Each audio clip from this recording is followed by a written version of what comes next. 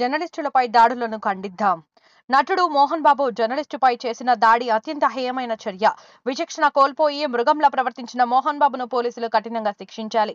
దీనిపై 2 తెలుగు రాష్ట్రాల్లోనే యావత్ జర్నలిస్టు సంఘాలు పెద్ద ఎత్తున నిరసన తెలపాల్సిన అవసరం ఉంది. భవిష్యత్తులో ఎవరైనా జర్నలిస్టులపై దాడి చేయాలని ఆలోచన వస్తేనే వాని పాయింట్ తడిసిపోయేలా గుణపాఠం చెప్పాల్సిన సమయం ఆసన్నమైంది. రోజు ఈ రాష్ట్రంలోని జర్నలిస్టులకు రక్షణ అనేది కరువైపోయింది.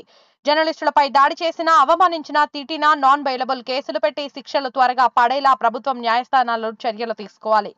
ఈ సంఘటనపై సీఎం రేవంత్ రెడ్డితో పాటు ప్రతిపక్ష పార్టీలు, ప్రజా సంఘాలు, మేధావులు పెదవి విప్పాల్సిన అవసరం ఉంది.